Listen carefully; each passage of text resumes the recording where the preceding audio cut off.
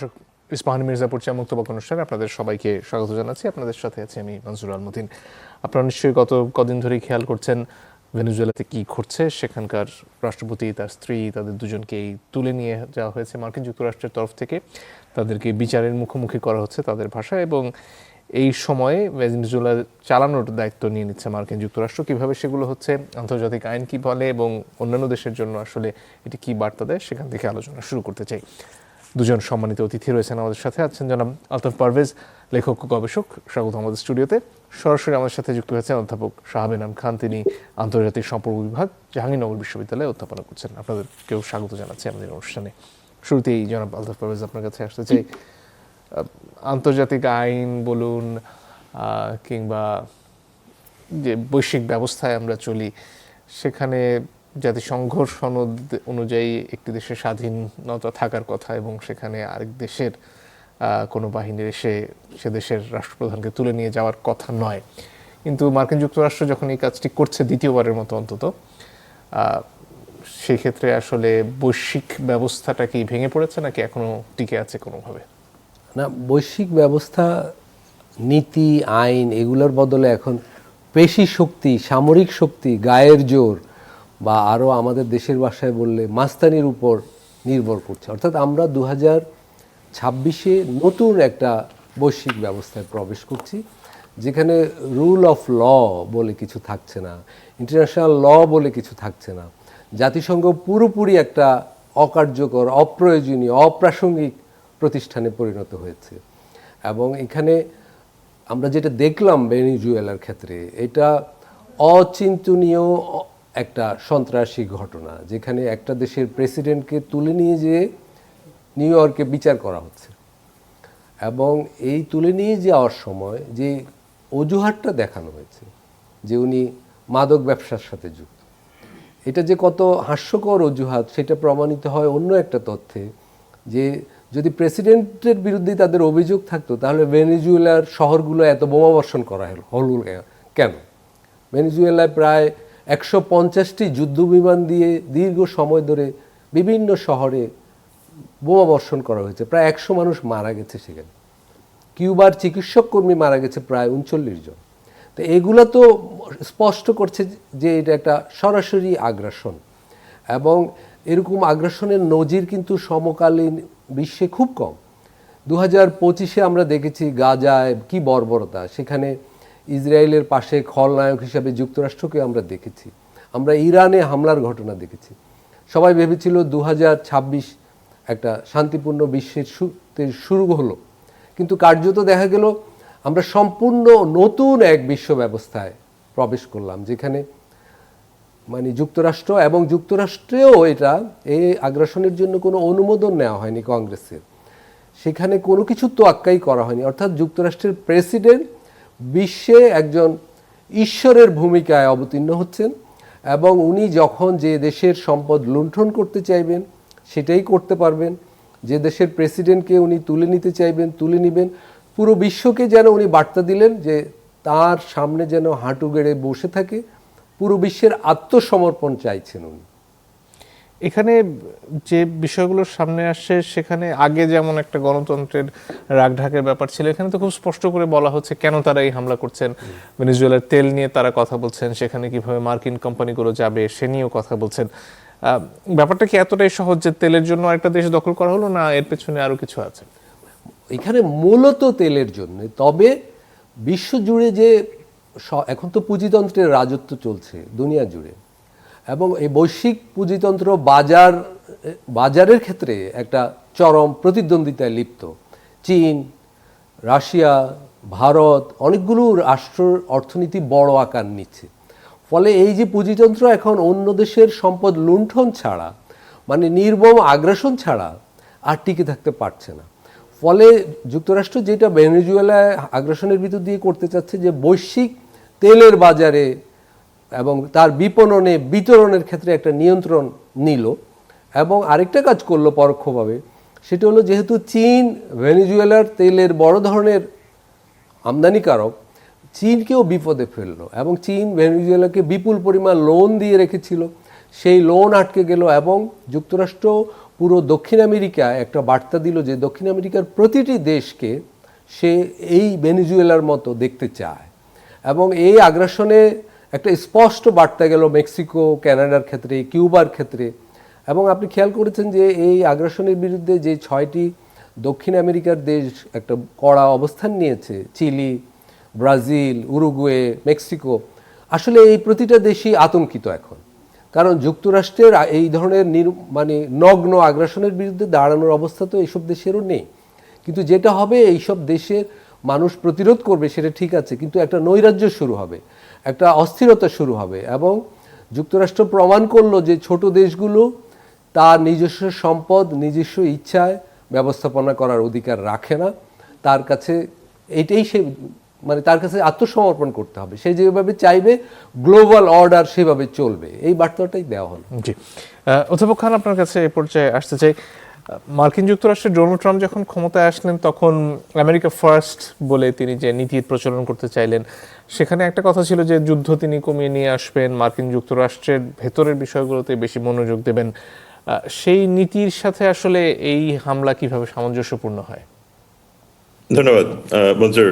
আমার মনে হয় আলতাফ ভাই মেইন পয়েন্টগুলি হাইলাইট করেছেন, যে তেল থেকে শুরু করে তেলের সাথে অক্সিলারি যে বিষয়গুলি আছে এবং চীন কেন্দ্রিক যে একটা ভূকৌশলগত ভূ রাজনীতিগত অবস্থানটা তৈরি হয়েছে, এটা খুবই গুরুত্বপূর্ণ কিন্তু এইখানে। কারণ ল্যাটিন আমেরিকা এখন থেকে যেটা হবে সেটা হলো চীন ভার্সেস ইউনাইটেড স্টেটস ক্লিয়ারলি। কারণ আলতাফ ভাই কারেক্টলি বলেছে যে ভেনেজুয়েলাকে লোন দেওয়া এবং ল্যাটিন আমেরিকাতে চীনের যে বড় রকমের একটা বলয় তৈরি হচ্ছিল এই তেলকে কেন্দ্র করে, রেয়ার আর্থকে কেন্দ্র করে, কিংবা ইনফ্রাস্ট্রাকচারকে কেন্দ্র করে, যে দিক থেকেই বলা হয় না কেন, ফলে এইখানে যেরকম মানে তেলের ডাইমেনশনটা আছে, সেইখানে খুব স্বাভাবিকভাবেই চীনের ডাইমেনশনটা আছে। কিন্তু আপনার কোয়েশ্চেনের দুটো সরাসরি উত্তর আছে। প্রথম কথা হলো যে নভেম্বর 2025-এ মার্কিন যুক্তরাষ্ট্র ন্যাশনাল সিকিউরিটি স্ট্র্যাটেজি ডিক্লেয়ার করে।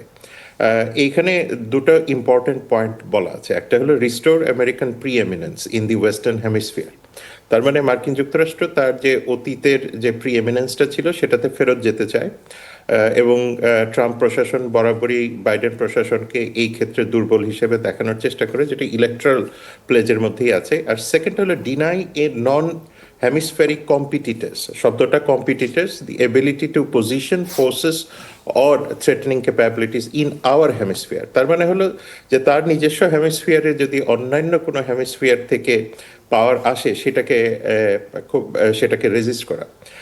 এইখানে সরাসরিভাবেই বিষয়টা চীন কেন্দ্রিক। সুতরাং এটাকে আমরা যদি দেখি যে ন্যাশনাল সিকিউরিটি স্ট্র্যাটেজিতে তার যে ফ্লেক্সিবল রিয়ালিজমের কথাটা বলা আছে, অর্থাৎ সে যখন যে ধরনের বাস্তব পন্থা নেওয়া দরকার সে সেটা নিবে। সুতরাং এইখানে আর ওই লুকোচুরির জায়গাটা নাই, এই যে ডিপ্লোম্যাটিক ওয়ার্ডিং এর মাঝখানে যে আমরা এক কথা বলছি কিন্তু করছি আরেকটা, সেটার আর কোনো জায়গা নেই। ফলে ন্যাশনাল সিকিউরিটি স্ট্র্যাটেজিতে সবকিছুই ক্লিয়ারলি বলা আছে। সেকেন্ড ইম্পর্টেন্ট বিষয়টা হলো রিসোর্স ইম্পিরিয়ালিজম বলে একটা শব্দ আছে, পার্টিকুলারলি অয়েলের ক্ষেত্রে এটা আসে। এবং ট্রাম্প মহাশয় কিন্তু আজকে থেকে না, বহু আগে থেকে ভেনেজুয়েলার যে অয়েল রিজার্ভটা আছে সেটাকে তিনি বলে আসছেন স্টোলেন ফ্রম দি ইউএস। কিভাবে? কারণ 76 থেকে 2007 সাল পর্যন্ত ভেনেজুয়েলায় যে তেলগুলি ছিল সেইগুলিতে বড় বড় আমেরিকান কোম্পানিগুলি ইনভলভ ছিল, কিন্তু 76 থেকে 2007 পর্যন্ত এই তেল ক্ষেত্রগুলিকে ন্যাশনালাইজেশন করে ফেলা হয়। এবং এই তেল ক্ষেত্রগুলিতে এখনো পর্যন্ত এস্টিমেট করা আছে যে 303 বিলিয়ন ব্যারেলের উপরে তেল আছে, যেটা পৃথিবীতে লার্জেস্ট অয়েল রিজার্ভ।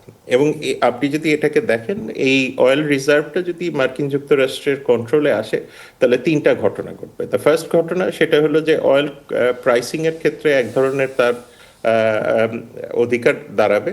সেকেন্ড হলো যে ইন্টারনাল যে ইনফ্লেশন আছে এই তেলের মাধ্যমে ইনফ্লেশনটাকে কিছুটা কন্ট্রোলে আনা সম্ভব হবে। আর থার্ড, তার যে ম্যানুফ্যাকচারিং সেক্টর, অর্থাৎ মেক আমেরিকা গ্রেট এগেইনের যে ম্যানুফ্যাকচারিং সেক্টর, এই ম্যানুফ্যাকচারিং সেক্টরের জন্য একটা নিরবিচ্ছিন্ন সস্তায় তেলের সাপ্লাইটা প্রয়োজন। সুতরাং সেই জায়গাতে গিয়েও এই বিষয়টা আসে। আর ড্রাগের যে প্রিটেক্সটা দেয়া আছে, এইটা আসলে যে খুব বেশি মানে ডিনাই করবার জায়গা আছে তাও না। Cartel de los de les Soles, অর্থাৎ যে স্টেট স্পন্সর্ড নার্কো ট্রাফিকিং এর কথাটা বলা হচ্ছে, সেটা কিন্তু আর্জেন্টিনা বলেন বা যারা এই অ্যাগ্রেশনটাকে বা এই ইন্টারভেনশনটাকে সাপোর্ট করেছে, তারা কিন্তু এটাকে এগ্রি করেন। এল সালভাডোর বলেন কিংবা ইকুয়েডর বলেন, এবং ইসরায়েলের নেতানিয়াহু তো বলেছেন এই যে বোল্ড অ্যান্ড হিস্টোরিক লিডারশিপ। এইটা হলো আপনার যারা এটাকে সাপোর্ট করছে। এখন আমাদেরকে আরেকটা জিনিস মনে রাখতে হবে যে এরকম একটা বড় ঘটনা ঘটে গেল, এটা কি ইন্টারনাল সাপোর্ট ছাড়া হয়েছে? অ্যাবসলিউটলি না। তার মানে ইন্টেলিজেন্স সোর্সেস যেগুলি ছিল মাদুরোর সার্কেলের মধ্যে, তারা যেরকম এটাকে সাপোর্ট করেছে, এবং খুবই ইম্পর্টেন্ট আর একটা বিষয় যে ভেনেজুয়েলান মিলিটারি হাই কমান্ড কিন্তু খুব বেশি অ্যাক্টিভ হয় নাই। তার মানে একটা ট্যাসিট এক ধরনের সাপোর্ট কিন্তু ভেনেজুয়েলান মিলিটারির ছিল, সেটা অস্বীকার করবার মতো কোনো জায়গায় নেই। এবং সেই সাথে অপোজিশন লিডার মারিয়া করিনা মাসাডোকে যে নোবেল প্রাইজ দেওয়া হলো, এবং তার যে view on Venezuela's oil and gas reserves, এবং সেই ক্ষেত্রে কিন্তু তাকে দেখা গেছে যে ডোনাল্ড ট্রাম্পের বিজনেস মিটিংগুলি মায়ামিতে, সেখানেও কিন্তু তাকে দেখা গেছে তেল এবং অন্যান্য বিষয় সংক্রান্ত আলোচনার মধ্যে। তার মানে এটা দাঁড়াচ্ছে যে ইন্টারনাল যে বড় ধরনের রেজিস্ট্যান্স আসার কথা, মিলিটারি রেজিস্ট্যান্স বা পলিটিক্যাল রেজিস্ট্যান্স বা সিভিল সোসাইটি রেজিস্ট্যান্স, কোনোটাই কিন্তু আসে নাই। তার মানে আপনি যদি এই প্রত্যেকটা দিক চিন্তা করেন, এই বিষয়টাকে আসলে খুব বেশি মানে সরলীকরণ করে দেখার উপায় নাই যে এটা শুধুমাত্র তেল কেন্দ্রিক বা ড্রাগ কেন্দ্রিক, বাট এসেনশিয়ালি দেখা যাচ্ছে যে গ্লোবাল যে পলিটিক্যাল স্ট্রাকচার আছে, এই পুরোটাই কিন্তু এখন চেঞ্জ হয়ে যাবে। আর আলতাফ ভাই একটা খুব গুরুত্বপূর্ণ কথা বলেছেন, আমার মনে হয় এটা একটা বড় ঘটনা ঘটবে, কারণ এইটা হলো the test case and test case for the United Nations. এরপরে ইউনাইটেড নেশনসের ভবিষ্যৎটা কি? গাজার বিষয়ে দেখা গেছে, ইউক্রেনের বিষয়ে দেখা গেছে, এখন ভেনেজুয়েলার ক্ষেত্রে ইন্টারন্যাশনাল আইনের ব্যত্যয় ঘটেছে। সুতরাং সেই জায়গাতে আসলে ইউনাইটেড নেশনসের ভবিষ্যৎ গতি প্রকৃতি কি হবে, এইটা এখন একটা দেখার মতো ঘটনা ঘটবে মানে বিশ্বের জন্য, যে এই ইন্টারন্যাশনালাইজেশন বা ইন্টারন্যাশনালিজম বা মাল্টিল্যাটারালিজম, এই পুরোটা যে এখন একটা বড় রকমের হোঁচট খেলো, সেটা আমার কাছে মনে হয় যে আলতাফ ভাই যেটা হাইলাইট করেছেন, এটা আমি মনে করি অন্ততপক্ষে এইটা একটা বড় টেস্ট কেস হবে গ্লোবাল কমিউনিটির জন্য, যে তারা কি মাল্টিল্যাটারালিজমে থাকবেন, না রিজিয়নালিজমে যাবেন, নাকি অল্টারনেটিভ রিজিয়নাল ইনস্টিটিউশনসগুলি তৈরি হবে, এবং সেইখানে আমরা আরও ব্লক পলিটিক্স দেখবো। এবং খুব স্বাভাবিকভাবে এটা কোনো অবস্থাতেই শান্তি সমৃদ্ধির দিকে কোনো অবস্থাতেই যাবে না। এটা multiple factors, multiple regional block তৈরি হয়ে যাবে, এবং সেই ক্ষেত্রে ভবিষ্যৎ কী হবে এটা আসলে আমাদের জানা নাই, কারণ এটার সাথে AI technology, unmanned surveillance system, প্রত্যেকটা জিনিসে আসবে এবং এটাকে আরো বেশি বেগবান করে ফেলবে। এখানে জনাব আলতাফ পারভেজ, আপনার কাছে আরেকটা জিনিস জানার, যেটা হচ্ছে এই যে বলা হচ্ছে যে এখন থেকে মার্কিন যুক্তরাষ্ট্র ভেনেজুয়েলাকে চালাবে, সেটা আসলে বাস্তবে তারা কতটুকু করতে পারবেন? হ্যাঁ, প্রথমত এই বলার ভিতর দিয়ে একটা যে পূর্ণ সন্ত্রাসী মনোভঙ্গি কিন্তু প্রকাশ ঘটছে। একটা সার্বভৌম স্বাধীন দেশ, তার প্রেসিডেন্টকে তুলে নিয়ে যাওয়ার পর বলা হচ্ছে তোমাদের তেল ক্ষেত্রগুলোতে আমার অবাধ প্রবেশ থাকতে হবে, তারপর বলা হলো যে আমরাই এখন তোমাদের দেশটা চালাচ্ছি। অথচ সে দেশে ভাইস প্রেসিডেন্ট ইতিমধ্যে প্রেসিডেন্টের দায়িত্ব নিয়েছেন, সেখানে একটা মন্ত্রী পরিষদ রয়েছে, সেনাবাহিনী রয়েছে, বিচার বিভাগ রয়েছে। তার মানে ভেনেজুয়েলার কোনো সার্বভৌমত্বের প্রতি কোনো ধরনের তোয়াক্কাই করা হচ্ছে না।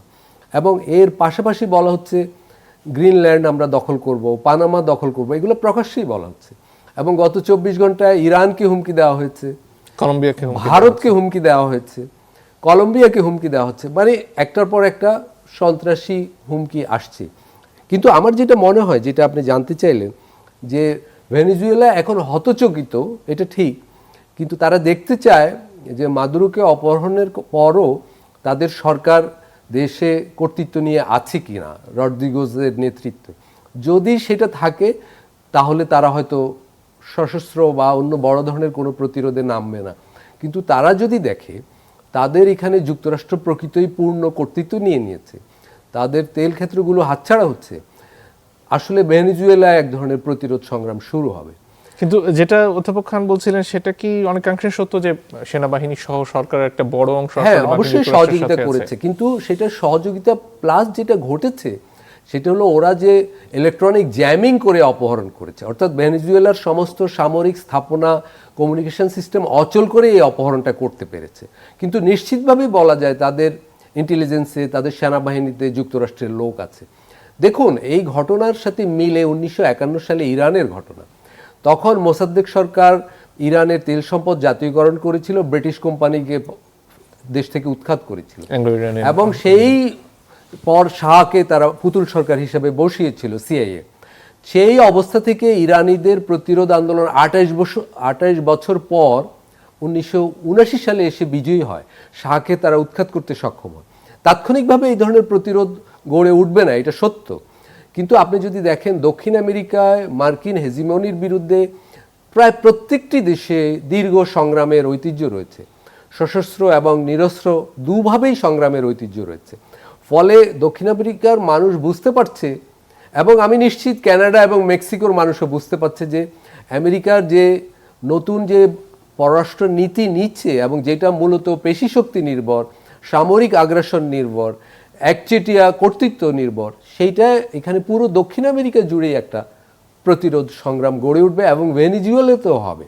কিন্তু ভেনেজুয়েলা এখন যে হতচকিত অবস্থা, সেইটা তারা বুঝতে জনগণ অবশ্যই এখনো বিভ্রান্ত কাটিয়ে উঠতে পারেনি যে আমাদের প্রেসিডেন্ট এভাবে কিভাবে অপহৃত হলো, আমাদের সেনাবাহিনী কোথায় ছিল, আমাদের ইন্টেলিজেন্স কোথায় ছিল। এবং সেনাবাহিনী এবং এই ধরনের সংস্থাগুলো এক ধরনের কিন্তু প্রো পিপল অবস্থান, কথাবার্তা কিন্তু বলে যাচ্ছে। এটা হয়তো তাদের ছদ্ম অবস্থান হতে পারে। যুক্তরাষ্ট্র নিশ্চিতভাবেই একটা পুতুল সরকার গড়ে তুলতে চাইবে এখানে। ইরানে যেটা করেছিল তারা, ব্রিটেন এবং যুক্তরাষ্ট্র মিলে শাহকে যেভাবে তারা গড়ে তুলেছিল, সেরকম একটা সরকার চাইবে। কিন্তু পুরো ব্যাপারটা খুব সহজ ব্যাপার হবে না ভেনেজুয়েলা তেল ক্ষেত্রগুলোর নিয়ন্ত্রণ নিয়ে নেওয়া। জি, একটা বিরতির সময় হয়ে গেছে দর্শক, একটু পরে ফিরে আসছি, আশা করি সাথে থাকবেন।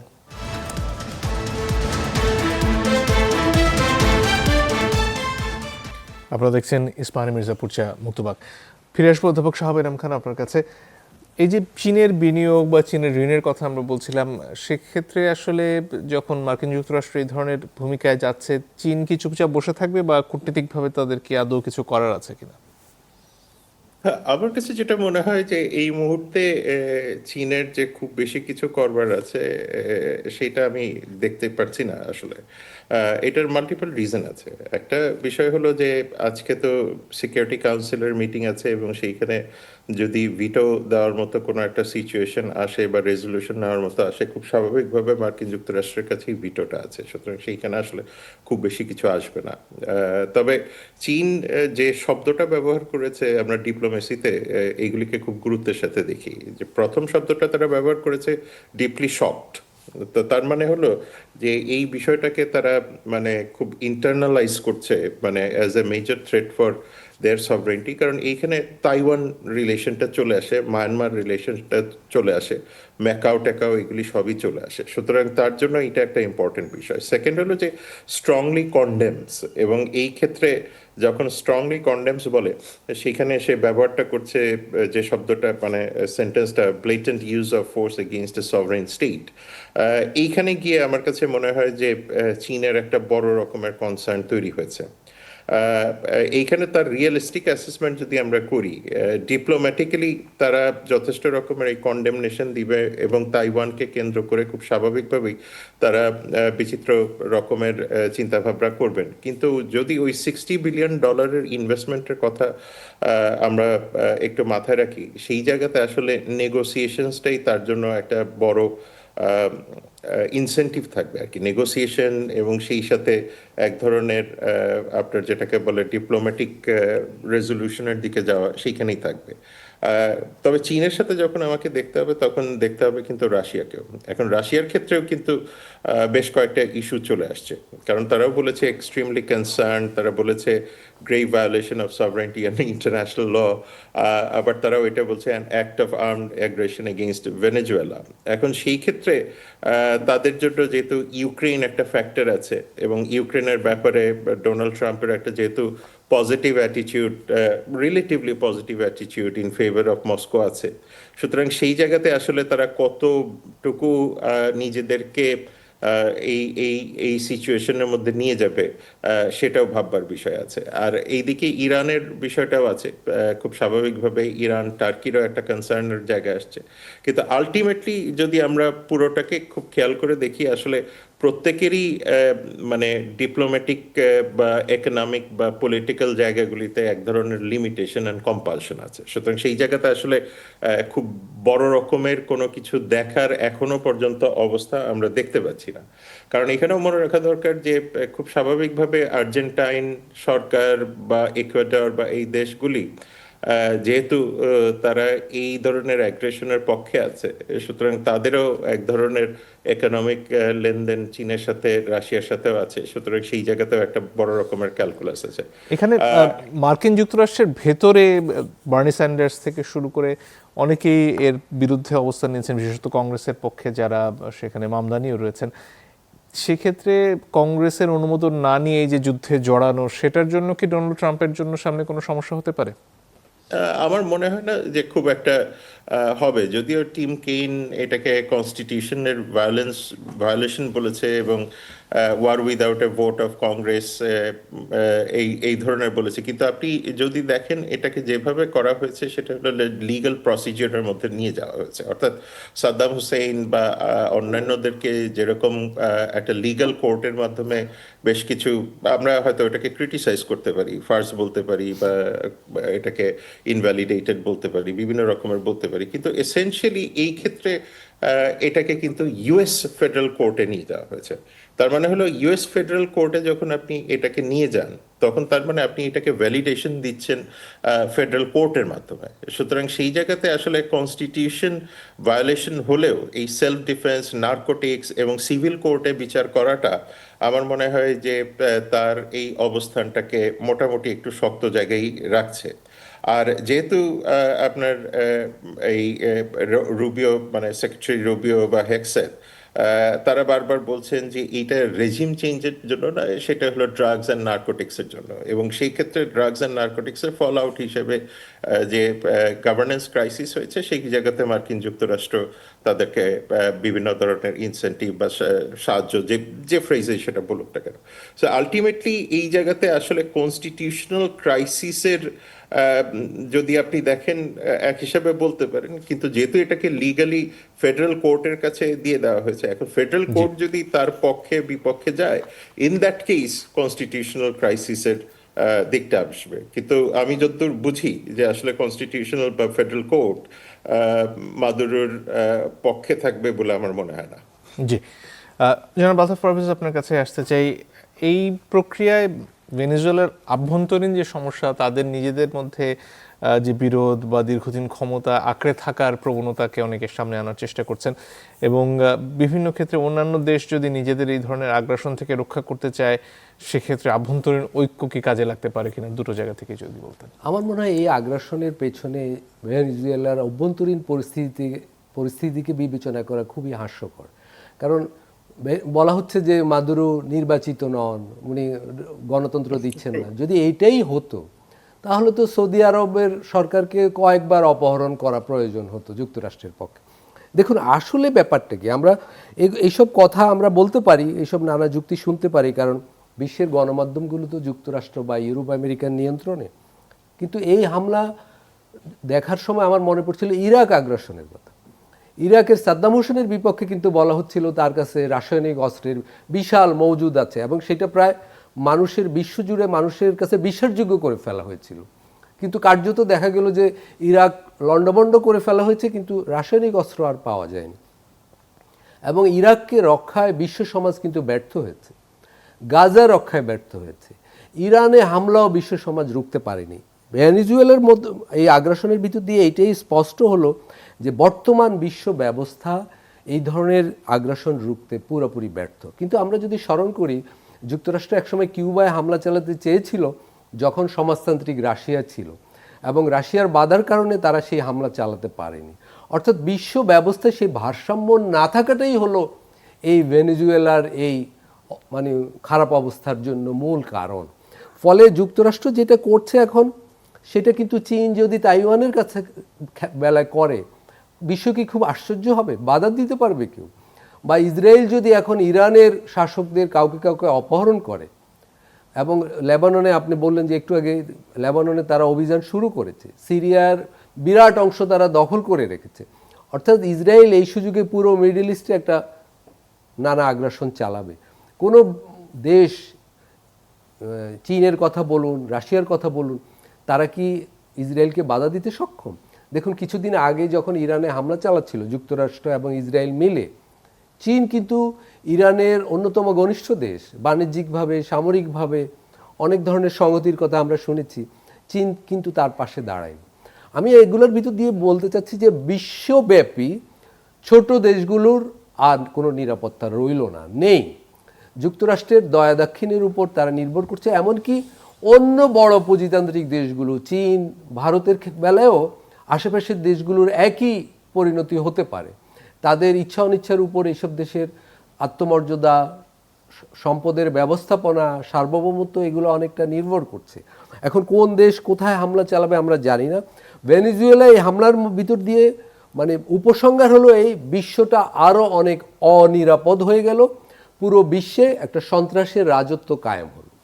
এখানে একটা দেশের অভ্যন্তরীণ ঐক্য যদি থাকে, সেটা কি এই ধরনের হামলা ঠেকাতে কোনো কাজে আসে? অবশ্যই সেটা জরুরি, এবং কিন্তু ব্যাপার হলো এই অভ্যন্তরীণ ঐক্য ভাঙার জন্য যুক্তরাষ্ট্র বা এরকম শক্তিগুলো নানাভাবে বিভিন্ন দেশে যে পরিচয়বাদী রাজনীতির বিকাশ ঘটায়, ভেনেজুয়েলা বলুন, বাংলাদেশ বলুন, সব জায়গায় মানুষের ঐক্য ভাঙা হচ্ছে কিভাবে, তাকে তার যে মূল বিষয় পলিটিক্যাল ইকোনমির জায়গা থেকে সরিয়ে সাম্রাজ্যবাদের বিপদের দিক থেকে দৃষ্টি সরিয়ে সেসব দেশের মানুষকে নানাভাবে বিভক্ত রাখা হয়, কোথাও ধর্মের নামে, কোথাও জাতীয়তার নামে।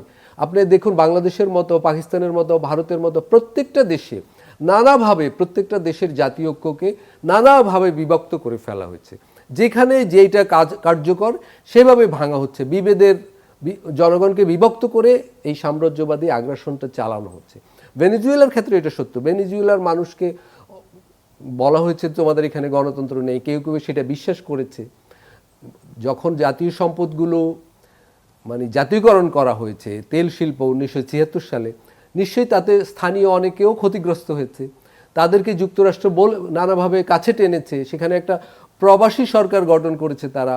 2001 থেকে সেখানে একাধিকবার সামরিক অভ্যুত্থানের চেষ্টা করেছে। তার মানে ওইসব দেশে যুক্তরাষ্ট্র বা এই ধরনের বিশ্ব মুরব্বীরা তাদের পক্ষের একটা শক্তি তৈরি করার চেষ্টা করে এবং তারা সফলও হয়।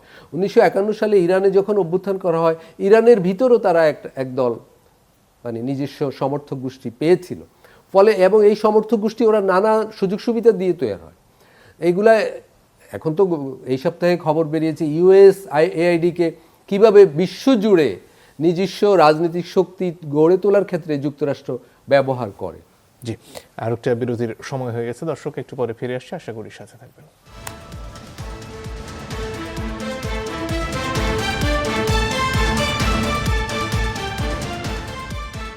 দর্শক আপনারা দেখছেন ইস্পাহানি মির্জাপুর চা মুক্তবাগ।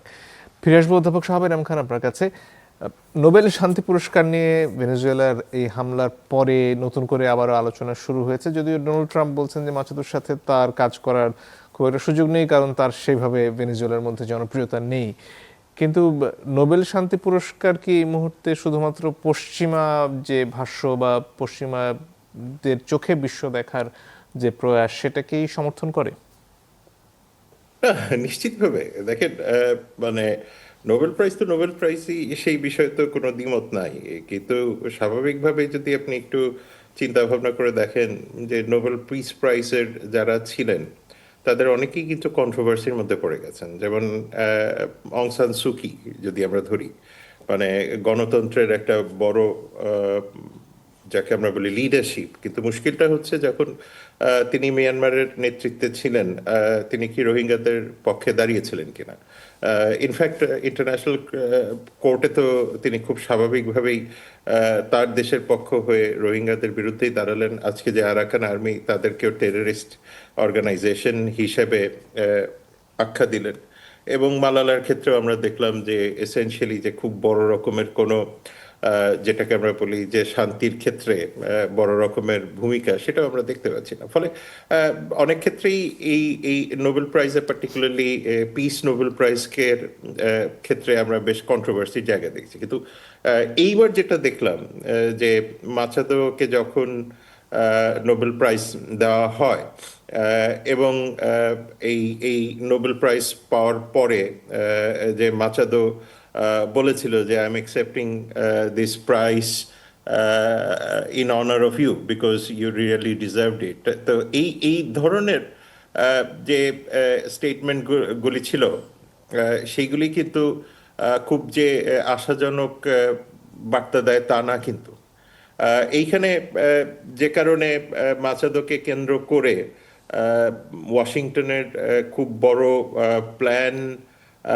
থাকলে অবাক হওয়ার কিছু নাই, কিন্তু না থাকলেও আসলে খুব বেশি অবাক হওয়ার কিছু নাই। এটার মেইন রিজনটা দাঁড়াবে যে মাচাদোকে কতটুকু মানে যেটাকে আমরা বলি এফেক্টিভলি লিডারশিপ পজিশনে দিয়ে ভেনেজুয়েলাতে মার্কিন যুক্তরাষ্ট্রের যে অবস্থান সেটাকে পাকাপোক্ত করা। যেটা আলতাফ ভাই বললেন, এটা খুবই গুরুত্বপূর্ণ। যে দেখেন, একটা সময় হয়তো ভেনেজুয়েলার ভিতরেই এক ধরনের আন্দোলন দানা বাঁধবে, একটা সময় হয়তো তাদের যে মিলিটারি, তারাও হয়তো একটা কোয়েশ্চেনের মুখে পড়বেন। আমরা ইরানের এক্সাম্পলও আলতাফ ভাই দিলেন। এগুলি প্রত্যেকটা দেখলে যে নতুন জেনারেশন রেভলিউশনগুলি হচ্ছে, বা নতুন জেনারেশন যে রেজিস্ট্যান্সগুলি হচ্ছে, সেগুলি কিন্তু আগের চেয়ে অনেক ডিফারেন্ট ফান্ডামেন্টালি।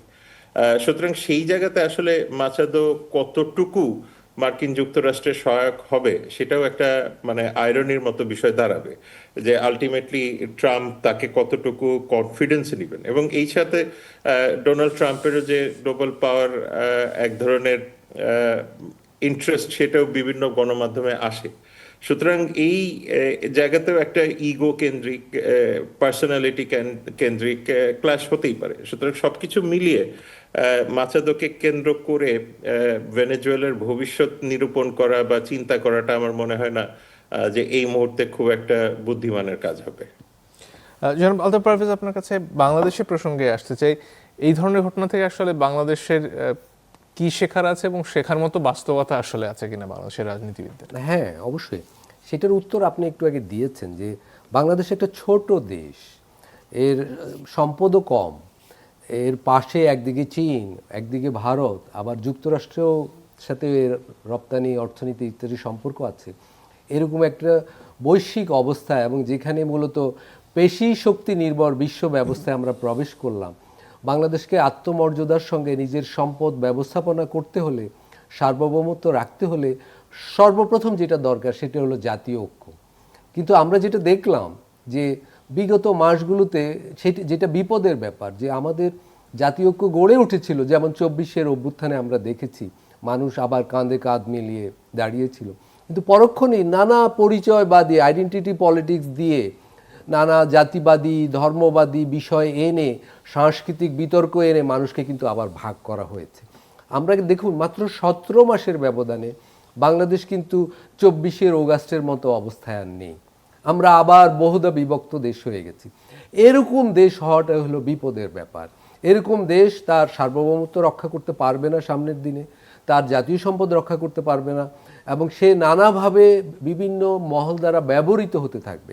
ফলে বাংলাদেশের যেটা জরুরি, সেই মুহূর্তে জাতীয় বিভিন্ন বিষয়ে ঐক্যমত গড়ে তোলা, এবং জাতীয় সম্পদ ব্যবস্থাপনার ক্ষেত্রে একটা স্বরাজ কায়েমের জন্য চেষ্টা করা। দেখুন, বিশ্বব্যাংক, IMF আমাদের 54 বছর ধরে বলেছে রপ্তানিমুখী অর্থনীতির কথা, এবং সেইটা আমরা করেছি। করতে দিয়ে আমরা এখন যুক্তরাষ্ট্রের শুল্ক অস্ত্রের কাছে জিম্মি হয়ে গিয়েছিলাম, এই কয়েক মাস আগের ঘটনা। ফলে এগুলো থেকে আমাদের বড় লার্নিং নেওয়ার সময় হচ্ছে, যে আমরা আমাদের অর্থনীতিটা কিভাবে সাজাবো। আমরা কি ওই বিশ্বব্যাংক IMF-এর মডেলে অর্থনীতি রাখবো, যে অর্থনীতিকে এই বিশ্ব মোড়লরা যখন তখন আমাদের প্রভাবিত করতে পারবে, আমাদের কাছ থেকে নানা ধরনের অন্যায় সুবিধা আদায়ের চেষ্টা করবে, আমাদের শুল্ক বাণিজ্যের মধ্যে ফেলে দিবে। সেই জন্য, এবং প্রতিরক্ষার ক্ষেত্রেও, অর্থনীতির ক্ষেত্রে, শিক্ষার ক্ষেত্রে, সবগুলোর ক্ষেত্রে আসলে নতুন এই বিশ্ব ব্যবস্থায় আত্মনির্ভর একটা কৌশল নেওয়ার সময় হয়েছে, এবং বিশ্বের অন্য ছোট দেশগুলোর সাথে পিপল টু পিপল মৈত্রীর ব্যাপার হয়ে গেছে। দেখুন, ট্রাম্প যেই নজির স্থাপন করলো, এই আগ্রাসন আরেকটি বড় পুঁজিতান্ত্রিক আগ্রাসী শক্তি দিয়ে মোকাবেলা করা, ট্রাম্পকে নিউট্রাল করা, ভারসাম্য তৈরি করা বিশ্বে, সেটা কিন্তু কোনো কার্যকর পথ হতে পারে না। এই বিশ্ব ব্যবস্থায় ছোট দেশগুলো টিকে থাকতে হলে দেশে দেশে সাম্রাজ্যবাদ বিরোধী মানুষের ঐক্যের প্রয়োজন। তো সেই ঐক্য গড়ে তোলা যায় আগে নিজের দেশে সেই ঐক্য প্রতিষ্ঠিত করা গেল। তা বাংলাদেশের মানুষের জন্য চ্যালেঞ্জ হলো এখন, যদিও এটা কঠিন, আমি অনেকটা একটা বড় দুরাশার কথা বলছি, সেই বাস্তবতা এখনও নেই, আমরা বরং বিভক্ত। কিন্তু এই আগ্রাসন অন্য সকল দেশের মতো বাংলাদেশের সামনেও ঐক্যের ডাক দিচ্ছে এবং একটা এই আগ্রাসী সন্ত্রাসী বিশ্ব ব্যবস্থার বিরুদ্ধে জনবান্ধব জনগণের মৈত্রী আন্তর্জাতিক পর্যায়ে স্যান্ডার্সের মতো মানুষদের, ব্রিটেনের করবিনের মতো মানুষদের নেতৃত্বে যে বিশ্ব মৈত্রীটা গড়ে উঠতে পারে, এরকম কোয়ালিশনে যুক্ত হওয়া এখন কার্যকর পথ। অধ্যাপক খান, যদি আর কিছু যোগ করার থাকে।